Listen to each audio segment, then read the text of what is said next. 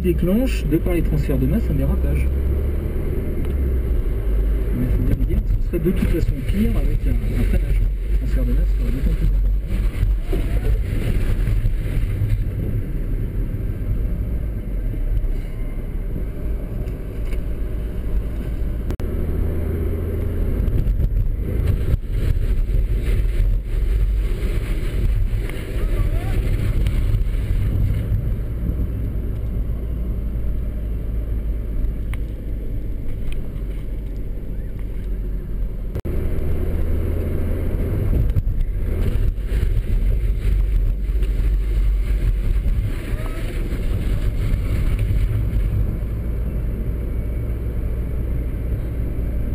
Qu'est-ce qui survient moi? Putain, c'est impressionnant.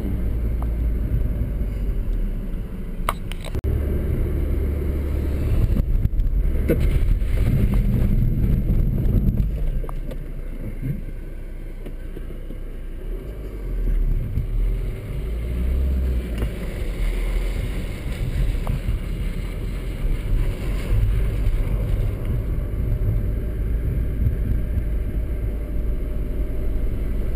Top.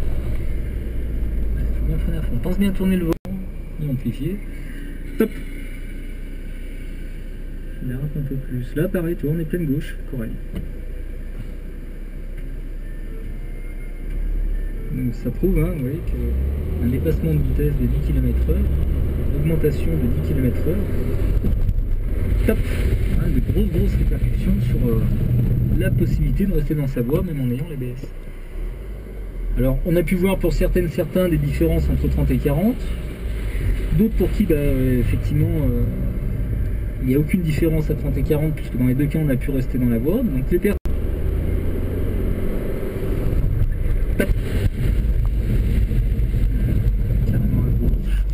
Mais elle a peut-être plus tendance à soulirer qu'elle le faisait tout à l'heure. Donc, tu vois, selon l'origine du problème, hein, ça peut changer le caractère. C'est-à-dire que sur une phase de vitesse excessive, c'est un véhicule qui aura plutôt tendance à déraper. C'est un véhicule qui, sur freinage excessif, aura plutôt tendance à tirer tout droit. Et on accélère un petit peu. Top. Tiens, on va essayer un autre type de freinage. Ça marche, tu vois. Mais une grande partie à gauche. On va faire ce qu'on appelle du freinage double adhérence. Mais c'est une maman mobile, hein, donc c'est un véhicule qui est conçu pour supporter du chargement et des enfants à l'arrière, donc du poids à l'arrière. Les châssis sont quoi? Top, sont configurés, voilà, bien joué. Et tu vois là, il n'y a pas la glissade et le dérapage, comme c'était le cas tout à l'heure, parce que tu avais une Clio tout à l'heure qui, Yannick, hein, partait à gauche, se mettait à déraper à mi-virage, là elle ne fait que déraper. Donc on peut parler d'un changement de caractère.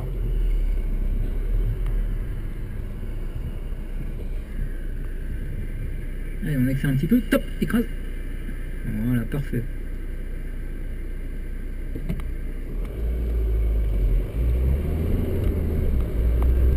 Oui, donc je disais, il ne faut surtout pas considérer que les voitures sont top dangereuses.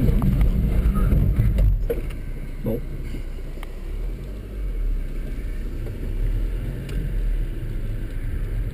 Parce que, on le voit bien, hein, toutes les voitures ont tendance à un moment ou un autre, dans une condition ou une autre, à changer de caractère.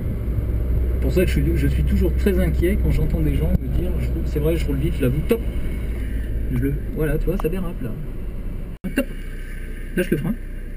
Ah mais c'est de ma faute, Coralie. T'en perds ton enjoliveur, dis-moi. Attends.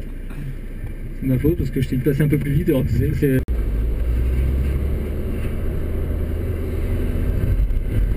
Top.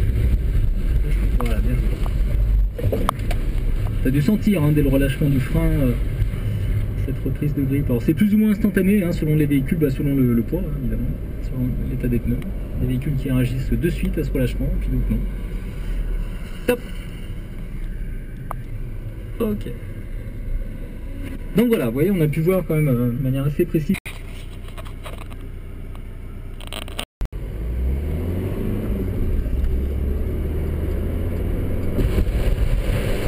Top. Ok.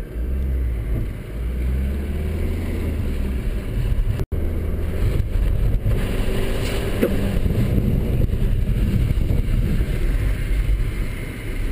Alors tu vois, sur les phases d'évitement, tu as intérêt à être super souple.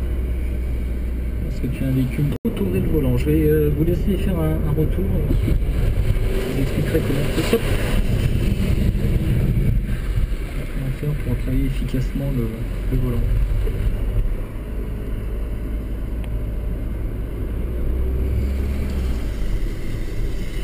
Top. Ah, j'ai pas écouté ce qu'il a dit. Mais Lâchez le frein, Patricia. ouais, si. Tu m'as habitué à mieux.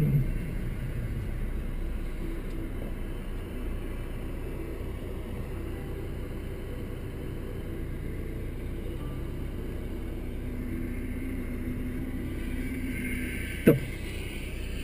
Allez, on freine, on replace le véhicule à droite.